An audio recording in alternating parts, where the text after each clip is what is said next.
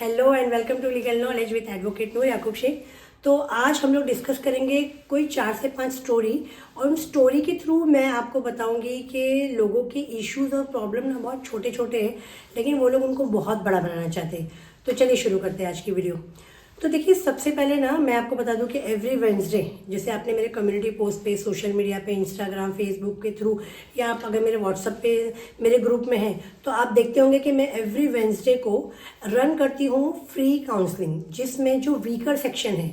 अब weaker section में वो लोग आते हैं जिनके पास में फीस देने के लिए पैसे नहीं है। अब फीस देने के पैसे किसके पास नहीं होंगे, ये आप अंदाज़ा लगा सकते हैं। मुझे नॉर्मली ना, सबसे पहले तो मैं क्लियर कर दूं, मुझे लोग कॉल करते हैं, उनके पास अच्छा घर है, उनके पास अच्छी जॉब है, अच्छा खाते हैं, अच्छा घूमते हैं, लेकिन बोलते हैं बस फीस देने के लिए पैसे नहीं हैं।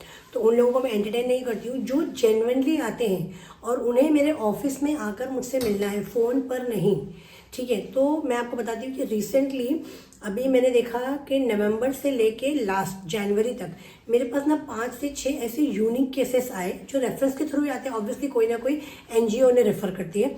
तो एक एनजीओ ने रेफ़र किया था मेरे पास। तो उस केस में क्या था कि एक लेडी है जो कि नॉन मुस्लिम थी। अब आप ध्यान से सुनिए, इन इश्यूज़ को ना आप ये मत सोचिए कि ये किसी और की स्टोरी है, आप इसे अपने ऊपर इम्प्लीकेट कीजिए। एक लेडी है जो कि नॉन मुस्लिम है। नॉन मुस्लिम होकर उसने एक मुस्लिम से शादी किया था बहुत साल पहले। अब उसके खुद के जवान बच्चे हैं। अब वो मेरे पास आई थी कि उसके हस्बैंड ने उसे धोखा दिया है। मतलब एक लंबी स्टोरी थी। वो सारी स्टोरी फीमेल सुनाते ही है कि मैं इनोसेंट हूँ, मेरे हस्बैंड ने ऐसा किया, ये किया, वो किया, ये किया क्या। अब मेरे हस्बैंड के साथ मुझे रहना नहीं है। अब उसका हस्बैंड रहता है गोवा में। गोवा में कहीं पर उसकी जॉब है। तो मैंने उसकी पूरी बात सुनने के बाद, ठीक है, अभी वो एक एनजीओ के थ्रू मेरे पास आई थी और मेरा फर्ज बनता है कि मैं उसे मतलब लीगल एड दूँ। तो उनकी सारी प्रॉब्लम सुनने के बाद में मैंने उन्हें एक लेटर इशू किया, उसके हस्बैंड को लीगल नोटिस। और लीगल नोटिस के थ्रू मैंने उन्हें बोला कि आपको आके आपकी वाइफ का जो भी मेंटेनेंस है या तो वो दीजिए, तो 1 टाइम डिवोर्स लेकर मैटर को ख़त्म कीजिए। अब क्या हुआ, उस लेडी ने बोला कि उसका हस्बैंड कांटेक्ट में ही नहीं आता है, उससे बात ही नहीं करता है, ऐसे करता है, वैसे करता है, ये करता है। मतलब एक बहुत लंबा चौड़ा उसने बोला। मैंने बोला आप सब्र रखिए, मैं लीगल नोटिस दूंगी ना, लीगल नोटिस के बेस पे वो ज़रूर आएगा। और अल्हम्दुलिल्लाह वैसे ही हुआ। लीगल नोटिस गया। लीगल नोटिस जाने के 5 दिन के अंदर उस आदमी ने मुझे कॉल किया। उनका लीगल नोटिस का रिप्लाई भी मुझे वापस आया। कोई मथाड़े करके वहाँ पे ग्रुप है गोवा में जो कि लोकल है, और आई थिंक वो लोग आदिवासी है। मतलब लोकल जो होते हैं ना, गांव वाले, वो है। और मतलब एक रेप्यूटेड थे वो लोग। उन्होंने बोला कि मैडम आपको ये हकीकत मालूम नहीं है। फिर उन्होंने वहाँ की हकीकत बताई। तो मैंने उनको बोला देखिए, हकीकत पता नहीं है ना, आपकी पार्टी, मैं, मेरी पार्टी बैठकर बात करते हैं। मेरी पार्टी को सिर्फ डिवोर्स चाहिए, कुछ नहीं चाहिए। अगर वो कुछ देता है, जैसे कि उनके डैडी का कुछ सामान था, कुछ मशीन थी, ब्ला ब्ला ब्ला चीज़ें थी, उनका कॉस्टिंग 8-8.5 लाख रुपए आ रहा है, अगर वो दे देता है तो मेरी क्लाइंट उसे डिवोर्स दे देगी और हम लोग मतलब कोई डिमांड नहीं करेंगे, बच्चों की भी डिमांड नहीं करेंगे। देन मुझे वो पार्टी बताती है कि आपकी पार्टी ने ऑलरेडी शादी कर रखी है, एक उनके साथ में उनका हस्बैंड है, सेकेंड हस्बैंड, जो उनके घर में ही रहता है। अब ये सुनने के बाद तो मैं शॉक हो गई कि एक मुस्लिम woman without divorce second marriage कर ही नहीं सकती है। तो कैसे उसने शादी कर ली, मतलब वो शादी लीगली भी नहीं है और शरीयतन भी वो तो हराम काम है। तो फिर मैंने उनको कॉल किया, मैंने उनको बोला, मैंने उनको बुलाया। फिर उन लोगों ने एक्सेप्ट किया मेरे आगे। फिर उन लोगों ने एक नई स्टोरी बताई कि हमारा डिवोर्स तो ऑलरेडी हो गया था, ऐसे हुआ था, वैसे हुआ था, फतवा है, ये है, वो है। तो मैंने फिर आप अभी डिवोर्स क्यों मांग रहे? तो मैंने लीगली डिवोर्स चाहिए हमको। ठीक है, मैं कन्विंस हो गई, चलो उनकी ज़िंदगी है। जो वो लोग मुझे फतवा तक दिखा रहे हैं और फिर वो लोग मुझे यहाँ से हदीस, वहाँ से हदीस ला के रेफरेंस दिखा रहे हैं कि देखिए हमारी तलाक हो गई थी, तलाक के इतने दिन के बाद में हमने निकाह किया, तो हमारा निकाह वैलिड है और हमारे बच्चों ने भी हमें एक्सेप्ट कर लिया है, अभी उस साथ में नहीं रहना है। अब मेन बात सुनिए, ये हो गया, मेरा कुछ काम नहीं था, मुझे इस मैटर में फ़ीस भी नहीं मिलने वाली थी। सिर्फ मैंने उनको ये बोला था कि आपका मैटर जो है वो सॉर्ट आउट कर लो, ताकि जो एनजीओ के थ्रू मुझे आया, मुझे उस एनजीओ को रिपोर्ट देनी होती है कि भाई हमने ये काम किया, क्योंकि मैं कई एनजीओ के साथ में मिलकर काम करती हूँ और फ्री लीगल एड देती हूँ। तो इस बारे में फिर मैंने उनको बोला कि आप आपके हस्बैंड को बिल्कुल कांटेक्ट नहीं करना। आपका हस्बैंड 8 लाख तो नहीं देने वाला है, क्योंकि उसको पता है कि आपने शादी कर लिया है। उल्टा आप अगर केसेस फाइल करोगे तो आप फंसोगे। ये शरीयतन आप जो बोल रहे हो ठीक है। फिर भी उस लेडी ने क्या किया पता है, मुझे साइडलाइन करके खुद कॉल किया अपने हस्बैंड को और वो मथाड़े को, और उनसे बार्गेनिंग किया कि मुझे इतना नहीं, इतना दो, इतना नहीं, इतना दो, इतना।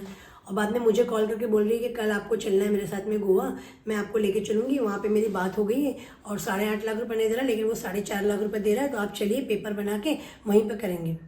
यहीं पे मैंने फिर उन्हें फुल स्टॉप दिया। मैंने बोला ऐसा नहीं होता है, आप जो कर रहे हो, एक तो आप मुझे साइडलाइन कर रहे हो, कम से कम मैं उन पे प्रेशर बना के आपको 8 लाख तो दिलवाती ना। आपने क्यों, अगर आपसे ही सॉर्ट आउट होने वाला था फिर आप मुझे क्यों इन्वॉल्व किया, आपने एनजीओ को क्यों इन्वॉल्व किया। और जब मैं उस लेडी के घर पे गई, तालुम के विहार की एक रेप्यूटेड बिल्डिंग, वो बिल्डिंग में जब मैं गई तो उस बिल्डिंग का रेंट नहीं करके भी 20,000 रेंट मंथली आता होगा।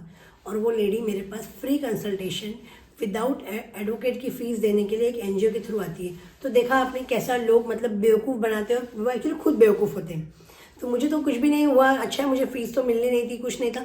लेकिन इस बीच में क्या हुआ, उस लेडी का मैटर बिगड़ गया, क्योंकि सामने वाली पार्टी को पता चल गया कि एडवोकेट बीच में नहीं है। अब उन्हें तो पता नहीं था कि मैं फ्री में हेल्प कर रही हूँ, वो तो जानते थे कि एक एडवोकेट है, ये तो ये जानती थी। अभी इस बीच में इन्होंने खुद से बात करके क्या किया, अपने मैटर को कर लिया खराब।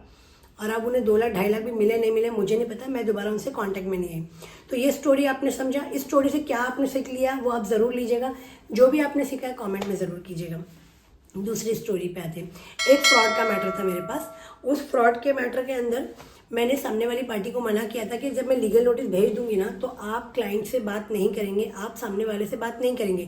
लीगल नोटिस तभी ही हम भेजते हैं जब सामने वाली पार्टी ने आपको ब्लॉक कर दिया है, आपके पैसे नहीं दे रही है। जैसे मिफ्ताही के मैटर में देखा था, कब एफआईआर हुई, जब वो उन लोगों को पैसे नहीं दे रहा था, धमका रहा था, तब जाके एफआईआर हुई, तभी हम एफआईआर भी करेंगे। फिर भी ये बेसब्रों ने क्या किया, उन्हें कांटेक्ट किया, उनसे डील की, उनसे बात किए, उन लोगों को कन्विंस कर रहे आप पैसे दे दो दे दो दे दो, उनको धमकी भी दे रहे। इसका नतीजा क्या हुआ, वो जो तीनों फ्रॉडस्टर थे वो समझ गए कि ये बंदा सिर्फ हमें प्रेशराइज करने का लीगल नोटिस भेजा है। इस मैटर में लीगल नोटिस के बाद आसानी से पुलिस स्टेशन में कंप्लेंट हो सकती थी, बहुत इजी प्रोसीजर था और आसानी से हम उन्हें कोर्ट तक खींच सकते थे।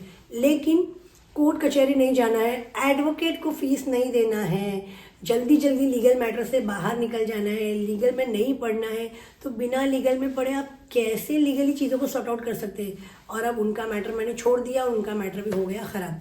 तो ऐसे कुछ कुछ मैटर्स मैं आपको बता रही हूँ जो बहुत यूनिक होते हैं। एक और आपको मैटर बताती हूँ। एक लेडी ने मुझे कॉल किया था जनवरी में, अभी रिसेंटली, और उसने मुझे मतलब फ़ोन किया, मैं बाहर थी, तो उसने मुझे फ़ोन करके बहुत रोई। बोले मैंने आपको गूगल सर्च किया, वहाँ से आपका नंबर मिला मुझे, नियर बाय मी, मैं कोंडवा की थी वो, और ऐसा हुआ और मुझे मिलना है।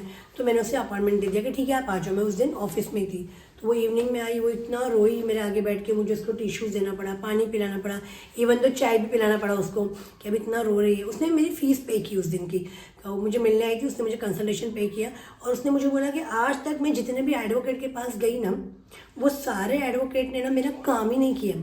तो मेरा पहला जवाब उनको यही था कि मैडम ये गलत है, अगर आप एडवोकेट को फीस दे रहे हो ना तो वो आपका काम करेगा। एडवोकेट कब आपका काम नहीं करता है, जब आप उसे फीस नहीं दे रहे हो या फिर उसने जितनी फीस मांगा है आप उसमें बैठ के बार्गिन कर रहे हो। देन शी सेड नहीं मैडम ऐसा नहीं है, आप ही मेरा काम करो, आप करो, मेरा हस्बैंड इतने साल हो गया, ऐसा हो गया वैसा हो गया। हस्बैंड ने रेस्टिट्यूशन ऑफ कॉन्जुगल राइट का केस भी किया है उसके ऊपर और उसमें वो जीत भी गया, ये एक्सपर्ट ऑर्डर मिल गई क्योंकि ये गई नहीं। और मतलब बहुत पूरा केस पूरा खिचड़ी बनाकर लेकर आई थी।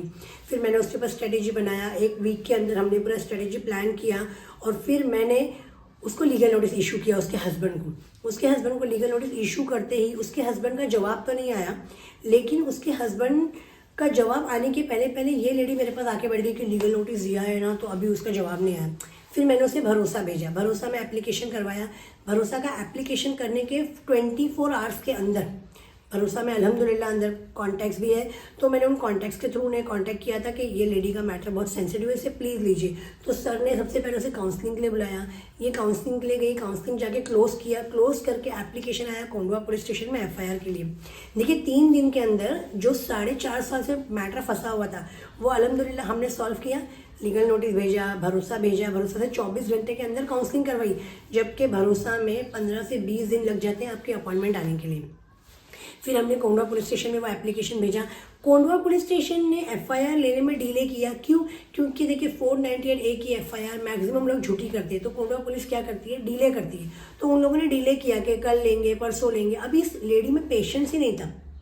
अब ये क्या करिए, एक दिन विदाउट अपॉइंटमेंट, मैं ऑफिस में ही हूँ, ये विदाउट अपॉइंटमेंट मेरे दरवाजे पे आ गई और मेरे ऑफिस का डोर आके धाप ठोक रही है। तो मैंने डोर ओपन किया, मैंने कहा क्या हो गया? अब मैं उस वक्त कुछ काम कर रही थी, मैंने क्या हो गया?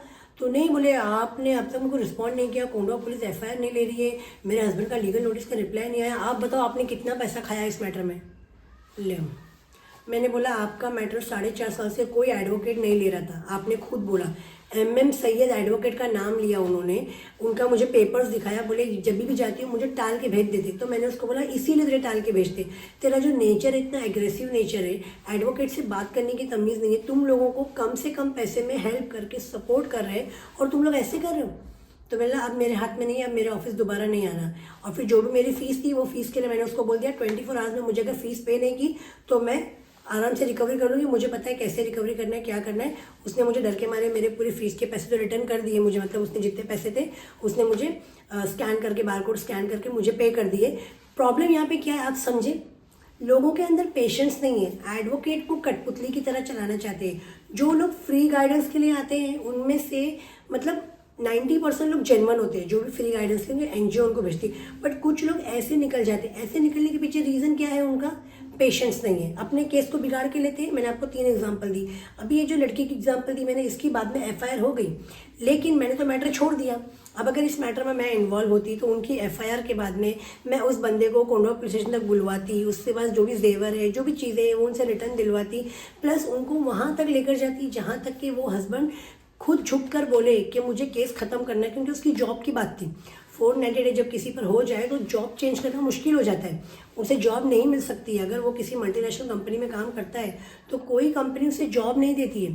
तो इन चीज़ों के लिए तो वो कर सकती थी ना कॉम्प्रोमाइज़, लेकिन सब्र नहीं है लोगों में, लोगों को सब्र बिल्कुल नहीं है और अपने मैटर को खुद ही बिगाड़ के ले लेते हैं।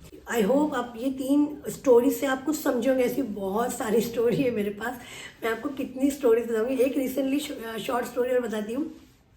एक लेडी है जिसकी शादी हुई है एक लड़के से, मतलब बहुत अच्छा घर है, कोई नहीं है घर में, माँ बाप है, भाई बहन कोई नहीं है, सुकून ही सुकून है घर में, हर चीज़ के लिए काम वाली है, मतलब घर में उठ के सुबह खाना भी नहीं बनाना है, नाश्ता भी नहीं बनाना है। फिर भी उस लड़की का बोलना है कि मेरे ससुराल वाले मुझे दुख देते हैं, ताने देते हैं, मेरा हस्बैंड मुझे ताने देता है। जब मैंने उसे स्टोरी लिख कर लाने के लिए बोला तो उसके पास स्टोरी ढंग कुछ है नहीं, सिर्फ उसका बोलना है कि मुझे हैरेस करते हैं। किस तरीके का हैरेसमेंट करते हैं उसके पास कोई जवाब नहीं है।